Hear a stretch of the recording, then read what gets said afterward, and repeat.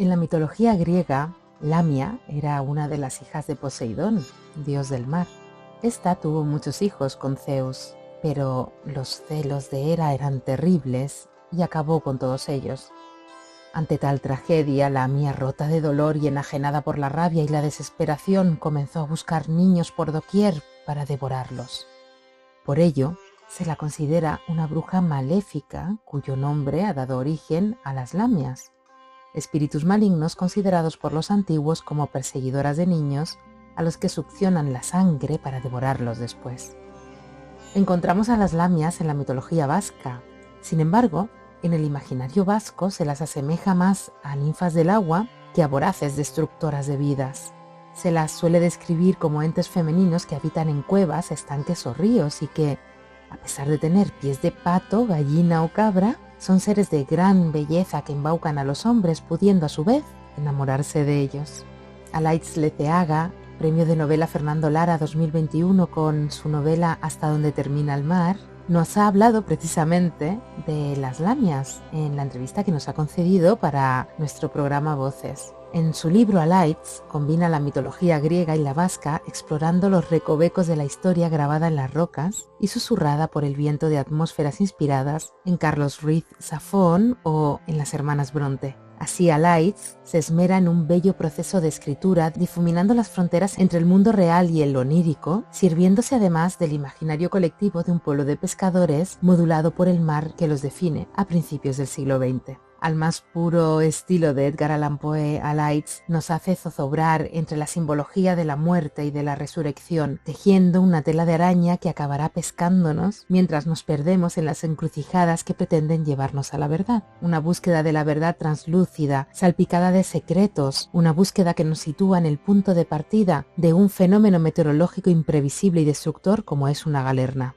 ¿Cuánta verdad habrá en las leyendas del pueblo de Ea en el que transcurre la acción? Cuando hablamos de mitos y leyendas, nos referimos a hechos reales o fabulosos adornados con elementos fantásticos basados en el folclore y en los arquetipos del pueblo que las narra. Estas historias poseen un objetivo primero: provocar una serie de sentimientos en el oyente que le hagan recapacitar sobre sus propias acciones y convicciones, pasadas, presentes y futuras. Los mitos y las leyendas se muestran ejemplarizantes y aleccionadoras, pero necesitan siempre de la participación del oyente. Sin él, no tienen sentido. Esto pasa con los libros. Sin el lector, mueren sin haber vivido. De esto también nos habla Alaitz en su novela, confrontando al lector ante sus propios límites en esa búsqueda constante de lo que la verdad esconde. Intentar clasificar un mito o una leyenda según parámetros de verdadero o de falso resulta algo incongruente dada su naturaleza. En las leyendas, las fronteras entre realidad y ficción se difuminan, siendo prácticamente imposible saber a simple vista si los hechos que se describen en ellas poseen base real o inventada. Pero, ¿es realmente necesario saber si una leyenda es real? Llegados a este punto, ¿no podríamos preguntar qué es la verdad? Porque ¿acaso no es real para el creyente el Dios al que profesa su fe? ¿Acaso no es real el miedo que puede suscitar la leyenda del hombre del saco en los niños? ¿Acaso no son reales los sentimientos que nos provocan las historias legendarias? Sabiendo que los sentimientos se sienten, se experimentan, esa propia experiencia va a modificar nuestra conducta en base a ellos. Si negamos la verdad de los misterios que nos rodean, estaremos negando que las consecuencias derivadas de ellos sean reales. En una sociedad cada vez más materialista, tendemos a desproveer de veracidad a todo aquello que no podemos demostrar, y esa postura en su radicalismo nos empobrece. No podemos considerar verdad únicamente la realidad tangible. Negar la verdad del misterio, de las leyendas, de lo intangible, sería un suicidio social, puesto que podría extenderse a negar todo aquello que no contase con un estado observable, demostrable o cuantificable. Por ende, diríamos adiós a la verdad de las leyendas, de los mitos, pero también desecharíamos la verdad de la intuición, del amor, de los sueños o de la esperanza. Ya no habría cabida para la definición de Saramago del ser humano. Según sus palabras, dentro de nosotros existe algo que no tiene nombre, y eso es lo que realmente somos.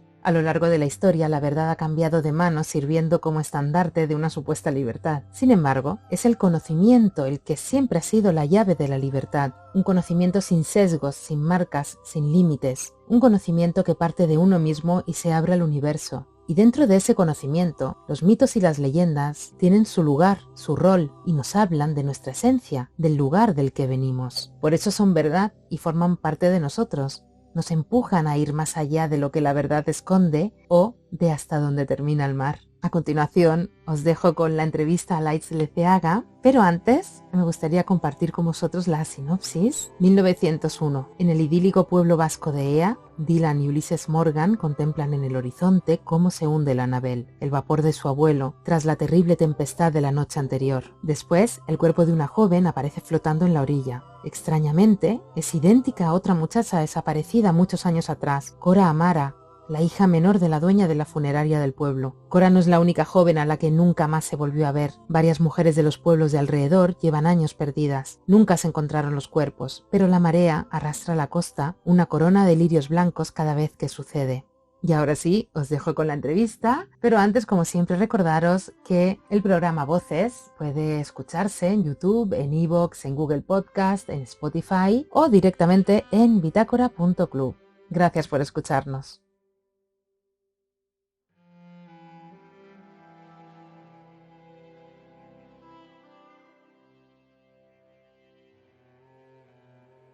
Hoy en Voces tenemos a la flamante ganadora del premio de novela Fernando Lara 2021. Ella es Laïtz Leceaga y lo ha ganado con una novela impactante y que te atrapa como una tela de araña, Hasta donde termina el mar. Bienvenida a Voces. Hola, muchas gracias, gracias. Laïtz, ante todo, felicidades por el premio y cómo te sientes, aunque sea un poco por una pregunta, evidentemente feliz, pero ¿qué ha supuesto este premio para ti? Bueno, este premio, como imaginarás, ganar el premio Fernando Lara con solo tu tercera novela, aparte de una gran satisfacción personal, claro, también tuve la sensación de cumplir un sueño, realmente de sueño cumplido, ¿verdad? Como autora, te imaginas, bueno, pues es algo, un momento muy bonito y además ahora me da la oportunidad de llegar a muchos más lectores y que de alguna forma, bueno, pues mis historias, ¿verdad? Pues se lean más y más gente se emocione un poquito con lo que he escrito.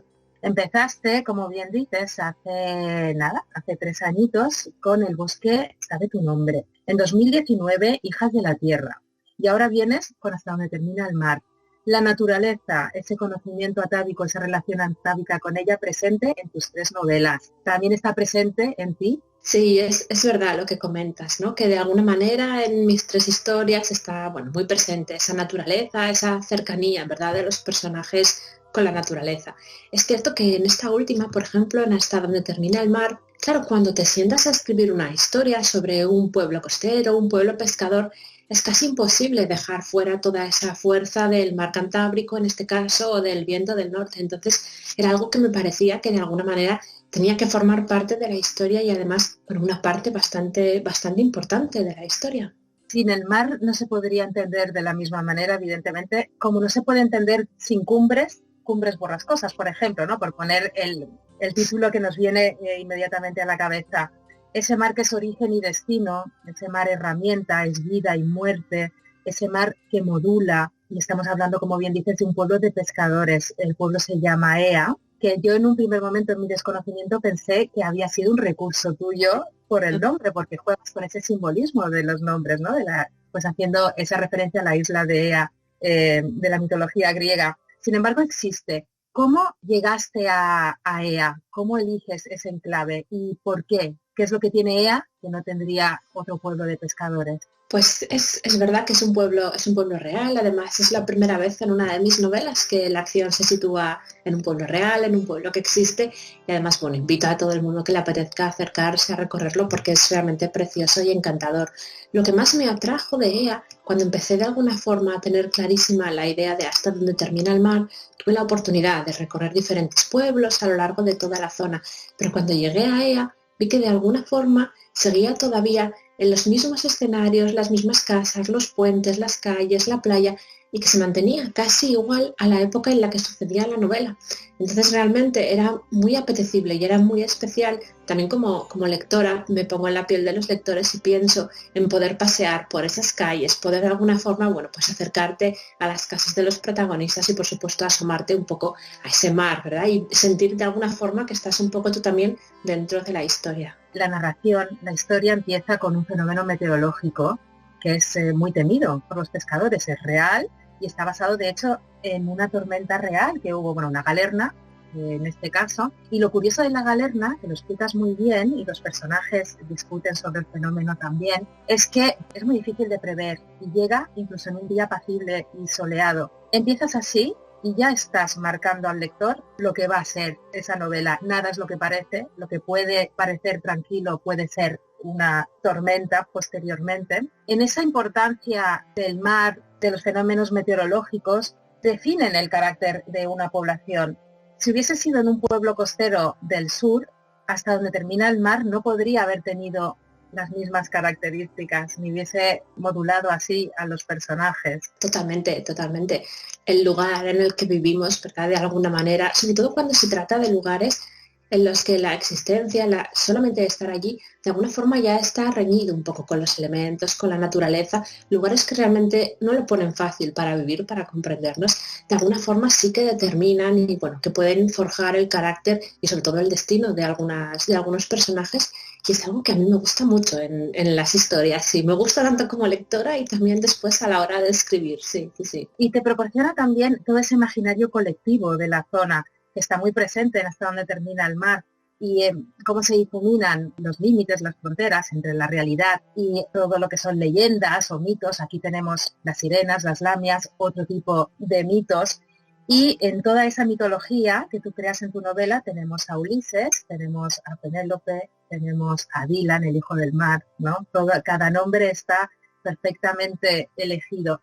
Cuando eliges los nombres de tus personajes, ¿los eliges antes o después? Es decir, ¿creas una trama y buscas el nombre adecuado o los nombres van construyendo, van tejiendo toda la trama? De alguna forma yo pienso en ello como un todo, ¿verdad? Me atrae muchísimo ese simbolismo que mencionas, porque de alguna forma eso ayuda a establecer un juego extra con el lector, para que cuando el lector se siente y empiece a leer tu historia, tu novela, de alguna forma ya sepa, o bueno, o crea que sepa un poco lo que le puede deparar a ese personaje. Y a mí me gusta muchísimo y me atrae mucho eso. Yo lo entiendo casi como un todo. La historia, los personajes, bueno, forman parte de algo completo que van alimentándose y va creciendo todo junto. Totalmente, y bueno, volviendo otra vez a la protagonista, tenemos a esa Ofelia, ¿no? Evidentemente nos hace pensar a esa Ofelia de Hamlet, maravillosa, que siempre se debate entre la razón y la locura, la pasión, o lo que es correcto, ¿no? La elección correcta. Juegas a diferentes niveles, hay un triángulo amoroso, pero está ese triángulo también simbólico presente. Esa mujer, ¿no? Ofelia como la mujer atrapada de finales del XIX, principios del siglo XX, una mujer atrapada en los convencionalismos y en el rol que debía hacer en la sociedad. Haces una crítica bastante potente con respecto al papel de la mujer en esa sociedad. Es curioso porque eso es algo siempre que sucede a posteriori.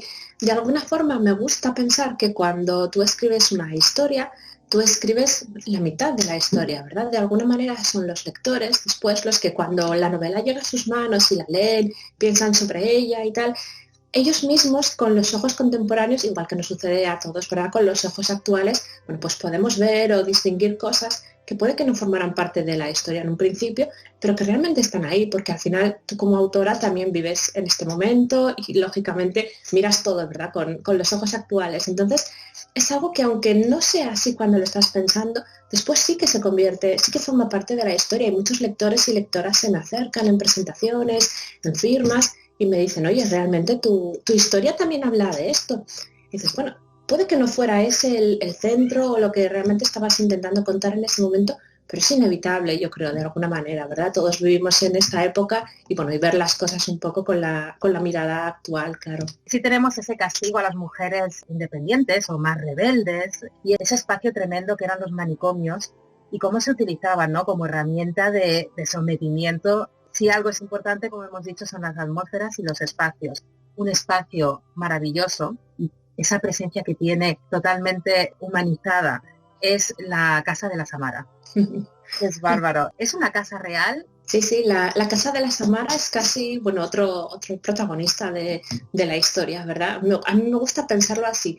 La Casa de la Samara es real, existe, además está en el mismo lugar, tiene unas vistas realmente privilegiadas de toda la costa. Es una casa particular a la que es muy, bueno, pues bastante difícil acercarse, pero sí, existe y tuve la oportunidad además de visitarla cuando estaba comenzando a escribir la historia y realmente cuando la vi, tuve muy claro que esa presencia tan, bueno, tan diferente al resto de la arquitectura del lugar, de alguna forma le hace que no puedas no fijarte en ella. Entonces tuve clarísimo, tuve clarísimo cuando la vi que tenía que incorporarla a la novela. Sí, sí. Cuando aparece y la describes, que está en una colina, inmediatamente, bueno, pues es lo que tú dices, ¿no? Que luego cada lector hace suya la novela, en cierto sentido, pero vi esas estructuras de Lovecraft o, evidentemente, el péndulo de Poe, porque en el sótano de la casa, la familia Amara, las mujeres Amaras, tienen una funeraria y se dedican a tratar con la muerte, ¿no?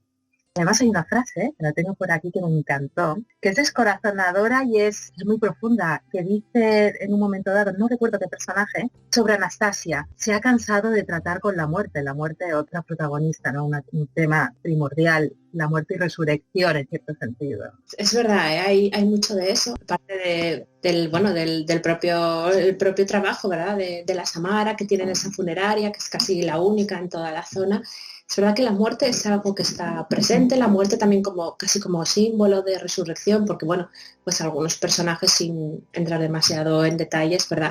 Pues bueno, pasan igual también por eso. Es cierto que la muerte, cuando vives en un pueblo, estamos hablando de 1900, cuando vives en un lugar, un poco como comentábamos antes, ¿verdad? Con esa fuerza de la naturaleza, con ese mar salvaje, es algo que casi forma parte del día a día, de la vida. Entonces, es algo que consideraba que tenía que estar presente también de alguna forma en la historia, sí. Tienes una manera de escribir muy envolvente. Volviendo un poco a la casa de las Amaras, simplemente para que nuestros oyentes vean cómo envuelves al lector. Tengo un párrafo aquí que me encantó y dice: Ofelia había dado por cierto que el interior lúgubre y la decoración sobria de la casa buscaban no desentonar con el negocio. Nadie en su sano juicio querría contratar una funeraria demasiado alegre para organizar el entierro de un ser querido. Pero con el paso de los meses se había dado cuenta de que la casa por dentro se parecía a la mente de Anastasia. Oscura, retorcida sobre sí misma, llena de recovecos y sombría,